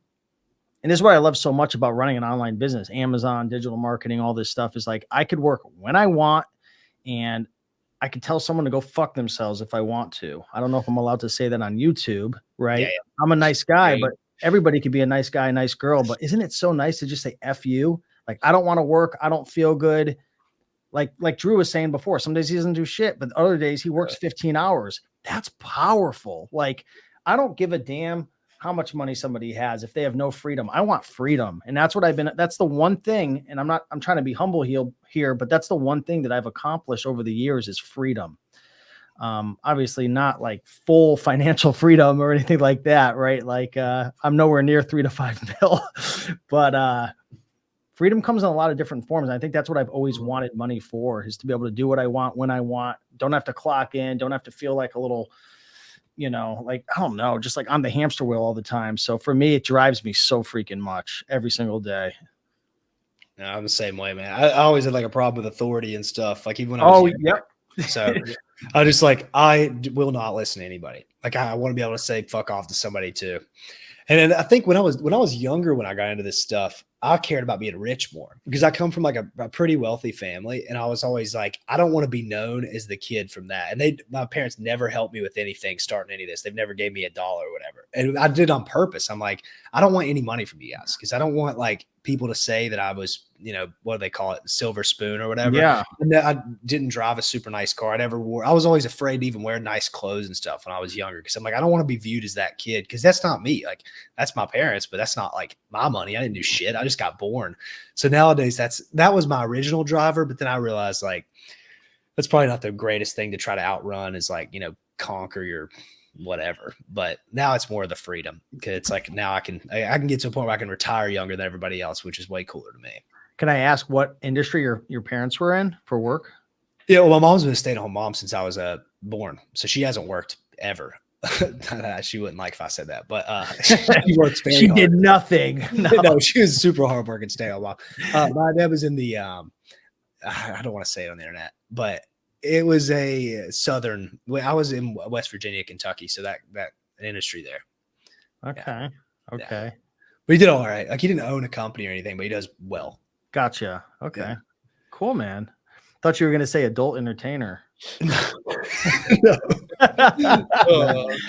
It's like, I'm from a small town, so like you can be, if I moved there now, I'd be like one of the richest people there. Like Oh, I'd be wow. yeah, because it's just like small towns are like that. You don't have to have a lot of money there. Nice. That's a good point. My mom is like a full-time job with shitty pay, they say. Yeah. I would say my mom would not say that. She gets paid pretty. She gets whatever she wants all the time. So it works out for her. That's hilarious. What else do we got here? Hour and 20 in. Anybody got anything else good? Yeah. Any more deep questions? Oh man, I could go deep for a long time with these questions, man. You've been good. Keep ripping them, man. These are good. Oh man. Well, before we forget, we are going to do, I totally forgot to do this at the beginning. We're doing a fourth quarter masterclass next Tuesday in the school community. Drew is going to give away all his ASINs from last Q4 and the prior Q4 if you attend the call live. It will be Tuesday, this upcoming Tuesday. All you got to do is join the Advanced Arbitrage Tactics School community. And yeah, he'll send you a very nice Inventory Labs CSV file. And we'll be live sourcing and doing all that stuff too. And for anybody listening, I made like 120K in October or November and December of those 2 years combined. So it's a lot of money. Now, are those ASINs going to be good? I checked through a lot of them. Like they're just kind of trash. But what I'll do is I'll go over my thought process behind why I did that and why I went so deep on some of the stuff I did. And you're never going to get that anywhere else because I don't give a shit to give them away because I don't need them anymore. He's a retired man now. Yeah. It's been so much leverage, man. I can just like talk about Amazon, not care because I don't have to worry. I can tell the stories about my ASINs, all that kind of stuff. Yeah. Before it's like, you kind of can't like say everything. In your situation, you probably can because you're doing eBay. But most OA guys, it's like you don't want to burn your loops. Yeah. Yeah. Man, replens, not to go down a rabbit hole, but I feel like a lot of people don't realize the value of a replen. So many people are they're trying to reinvent the wheel every time, find a new product. Sometimes it's just about finding a couple really good products. I mean, in my business, 95% of the items I flip from eBay to Amazon, I've flipped them before. I'm rarely flipping stuff I haven't sold before anymore. Money. Like I said, I hate you with $500 so we can skip the raffle. Just attend the call. I'll have an upsell. I'm a marketing guy. I'll have an upsell. Count me in on that one. What are you building your funnels with? Are you using ClickFunnels or are you using... Oh, dude, that's a great question. I used ClickFunnels originally, but man, that just sucks compared to Go High Level. I highly recommend Go High Level. Dude, everybody switched, man. You see how the community turned on ClickFunnels like crazy. Like, I don't know what Russell Brunson did, but he was God to everybody. And what happened over the last year? Why'd everybody abandon him? Because he didn't put anything back into the product. I think I have an objective view of this because I'm so brand new. Like I've never worked on ClickFunnels, never worked on any of that stuff till the last 6 months. And I've done them both now. It is not even a comparison. Go High Level is 50 times better in every aspect. Like there's not even one aspect of ClickFunnels that's better that I've found so far. And the problem is like it's way cheaper. So Go High Level is $97. You have your email automations. You have they just now ripped off school, so they're going to get sued for that. They have school inside of Go High Level. Go High Level business. No. Yeah, well, all Go High Level does is just rip off other companies, so they get sued all the time. They're getting sued by ClickFunnels now, like a lot of money. Oh wow! But yeah, so High Level is it's harder to get into it, but the funnel builder, email automations, all you pay is the $97. With ClickFunnels, you have to do 97 plus your email thing plus. Well, all the other shit you got to get with ClickFunnels if you want to add anything to it. So yeah, I'm at $300 a month with ClickFunnels because we have like the affiliate program and all that stuff. But I hired someone very quickly, a developer, to run ClickFunnels because it is so clunky and there's a lot of coding. They make it seem like it's so simple out of the box, but you need like a 5-year degree to do it. I swear. I recommend Go High Level, man. It's tough to make the switch, obviously, but you would immediately drop your costs and add more stuff. And it's way more. So one thing too that's in there is like a lead flow. So like people sign up for the emails, they get tagged as like a new lead or whatever. And I don't know if you use a software for that already, but it all just happens on one software. So you can just kind of like click around in there and do that type of stuff. And you could say, are they hot right now? Are they about to buy? Are they whatever? Yeah, I've heard a lot of good things about it. But yeah, I found it so interesting because ClickFunnels was like, everybody was just bowing down. And yeah, it's very interesting how times change, and it almost kind of feels like people are going to be doing that with Amazon to Walmart. I don't know. I see a lot of people. I'm not talking about like the sellers who are doing like less than 10,000 a month, because I still think Amazon's great for thrifting and doing all that stuff. But a lot of the bigger sellers, I notice like Amazon's squeezing what they did with the optimized shipments just recently, with all the fees, the return shipping, the overall everything. Like they're just making it so much harder now. It's almost like they want us to leave. Yep. Yeah, when you don't treat your customers good, you don't. And another thing is like, I think these platforms, they have to keep upgrading and Go High Level literally upgrades every month. ClickFunnels, Amazon, it's like they're not upgrading. And it's like, I don't know, like Amazon kicking people off, that type of stuff. You're going to obviously kill your customer base when you're not focused on them. Yeah. So I think that's kind of what happens with a lot of those things. You guys should definitely check out your guys' school or John's school. Are you guys together on the school, or just no? I'm just a guest this next week. Yeah, man. I've been hearing good things, man, about it, man. So I'm proud of you for what you built, man. That's great. Thanks. I appreciate that. What makes you want to go to Walmart? You said in 2025. You want to look at it. Well, I feel like, especially with what I'm doing, I think the bigger you get, I'm not even gonna go with that angle. I'm just gonna say in general, I don't care if you're doing eBay to Amazon, thrifting, whatever you're doing. Like, there's just so many Section 3s, and maybe it's a phase that's going on, but they're just kicking a lot of people off recently. They're gating a lot of products. I don't know if you've dealt with that, John, where you've been selling a product for years and then they just restrict you on it for no reason. I don't know, man. It just seems like I think I feel like there's a gold rush that's going to occur on Walmart for the next few years, until they start implementing all their bullshit rules as well. Every platform does. TikTok Shop right now, everybody's killing it. And then they're going to make all these crazy rules and cut everybody out. The same with the influencer program. Like, there's these short periods of time where you crush it. And like, obviously there's still a ton of money to be made on Amazon, but the squeeze is on and you could feel it. Anyone who says there's no squeeze, they're lying or trying to sell you something. There's a major squeeze going on right now. I'm so happy you say that. I feel like I say it, I'm like, man, I might not even carry any weight since I don't actually sell anymore. But that's why I quit. It's because I can feel that. It's like you keep putting your chips on it. It's like playing poker. You just keep putting it in. It's like, dude, you got to eventually walk away like to what you're doing, or scale down, because at any moment they could just pull the rug on you. And if you have your whole net worth on Amazon every month, what is going to happen? I have like a theory about it. Maybe you can let me know your thoughts. I'd love to hear. Yeah, so I think that what's happened is Amazon is more so trying to compete with like streaming services. Like, I was going to say TikTok Shop, but I mean, that they're adding that into it, influencer type stuff. And then also as Shopify.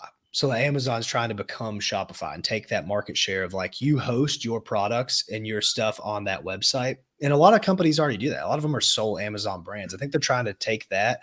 And when you're trying to make a brand centric platform, you really have to focus on not letting stuff pollute your platform. A lot of fake stuff, a lot of scams, that type of thing. I think that's what's going to happen. I think it is what's happening right now. It's like they've got to build their trust back up, because a lot of people don't even trust Amazon as much anymore. Like, I ordered something, but I didn't even get it, or this or that.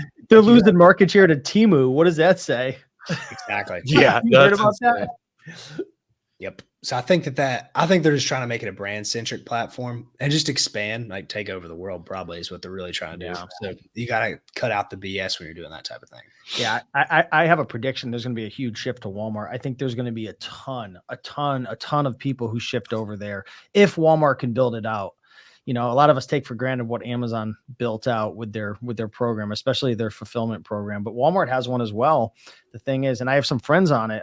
It's very clunky and there's a lot to know. And it's just very robotic, the way their system is built. I can't speak in terms of like what I don't do it, but from friends, I think there's gonna be a huge shift to Walmart. I hear a lot of sellers talking about it, but they're not talking publicly. It's all, you always know there's something good, because you ever have those people in your life who are like, you talk to them, but like, don't tell anyone, don't put it on the YouTube channel. Like, there's a lot of that going on. It's like, you don't own the freaking platform. If I want to talk about it, I'm going to talk about it. Like, I'm sorry, you have a poverty mindset. There's plenty of money to be made out there. Your money should not be hurt because someone says it on YouTube. If that's your mindset, like, you should not be in business. I'm sorry.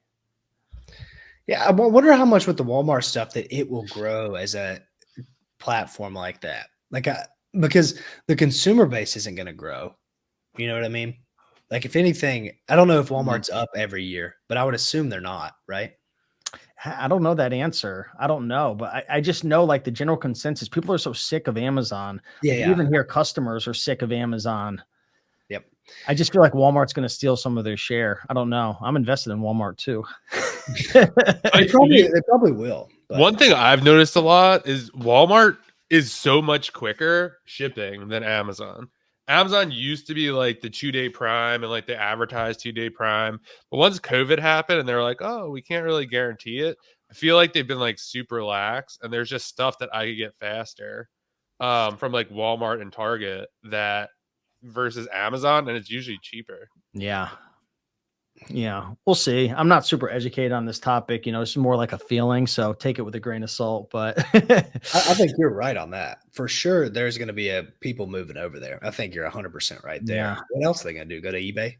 That's not going to True. Walmart's growing more than eBay's growing. That's for sure. So like, you don't really have another option than Walmart. I don't think there's another marketplace. Macari, small, you're not going to go to Facebook Marketplace. So yeah, they're probably Poshmark. Yeah. I'm going to Etsy, baby.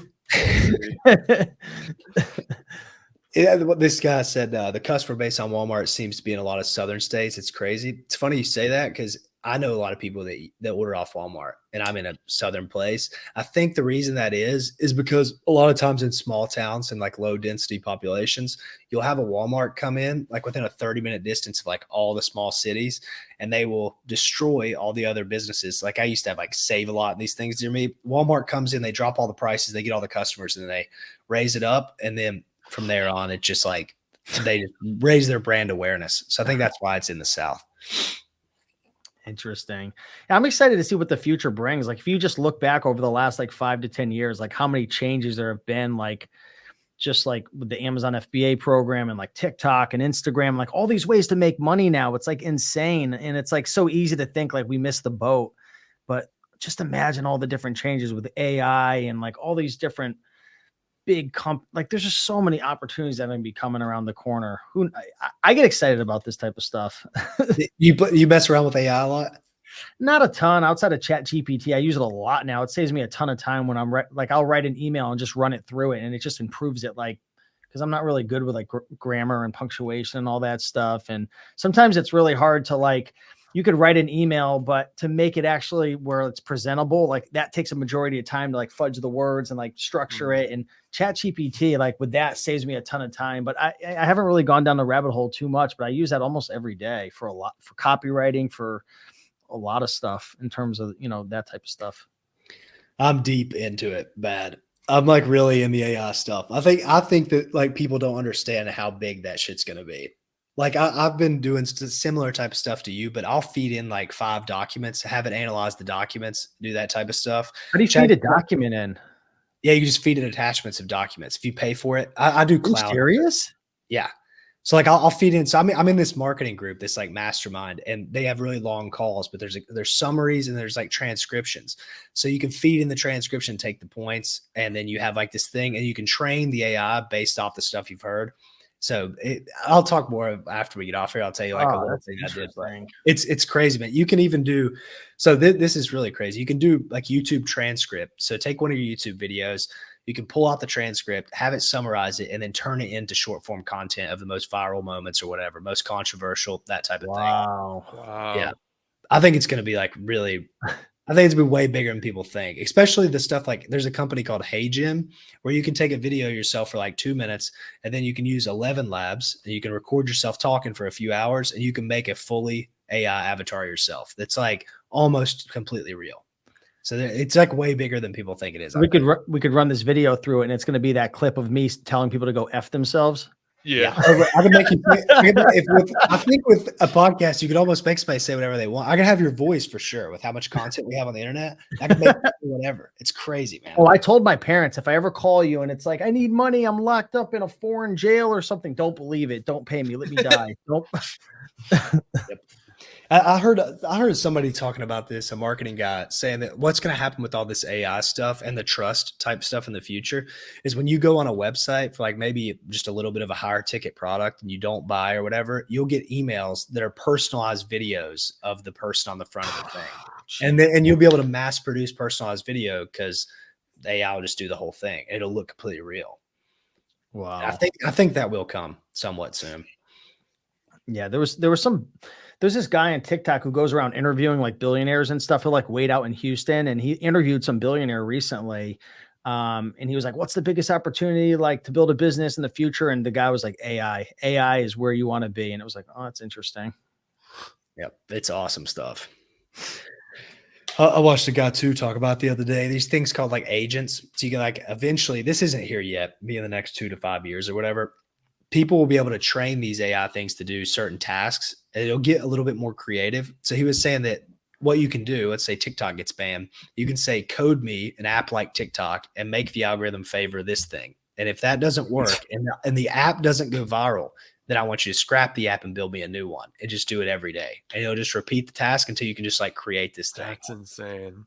Yeah. And that we're not there yet because it can't do like that complex of a thing all at once. But all it has to do is figure out, I think it's called something about memory. It's like right now you can feed it something. And it's like us, you know, if I show you something, you'll probably remember the beginning and the end. Hard to remember the middle of stuff. But whenever it starts remembering the middle and like have this stuff in its memory, it could be like, really, that's going to get scary.